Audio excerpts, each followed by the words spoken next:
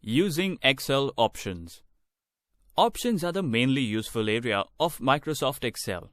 In 2010 version of Excel, we find the Options section under the File menu. Here, as you can see, I can turn on or off the mini toolbar.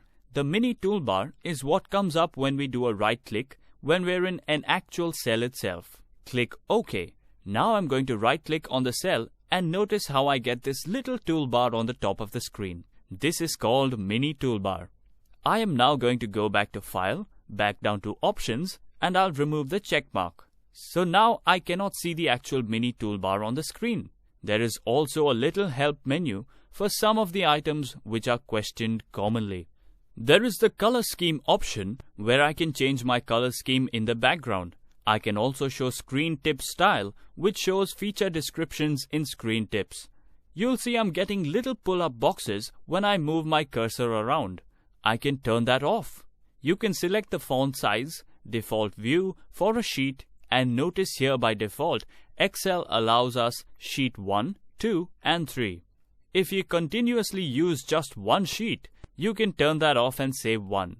Notice you can personalize your copy by giving your username to it. So you are allowed to change the options as per your requirements while working in Excel.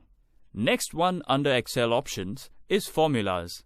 In Formulas, I can set it for an automatic calculation. There is a manual too. We have noted that in the past when transferring files between earlier versions or a Macintosh environment, that sometimes we have trouble with the automatic calculation. This is what changes your totals on a sum automatically when you change a number on the spreadsheet. If you're working with an outside program and bringing it into Excel, check your calculations. Very often, we have to actually recalculate. Now the automatic is actually turned on by hitting the F9 key. So while working with the older versions, consider getting into routine of clicking F9 key to confirm that your calculations have been corrected. Under the section Working with Formulas, you will see that I can turn on a formula autocomplete in where it will complete the actual parenthesis which comes next.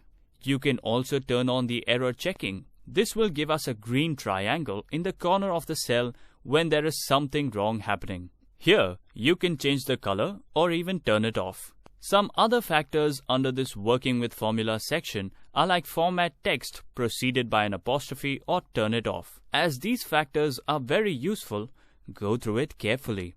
Now go down for the proofing. Notice there are autocorrect options like typographical errors, ignoring words in uppercase. If I want to get my custom dictionary to see what I have in there, I can go to the custom dictionary. If I want to save it, I can use the Save option and select the format suitable for my version. Here I can choose older version also, but I can lose the new features of Excel 2010, which includes Smart Art, many of the word art, and newer graphical features. When I go into Save, I can also auto-recover, and I also can declare my default via location. So you can see that there is a lot of information in the options that controls the functioning of Excel. Let's go through some of the other options in the next video.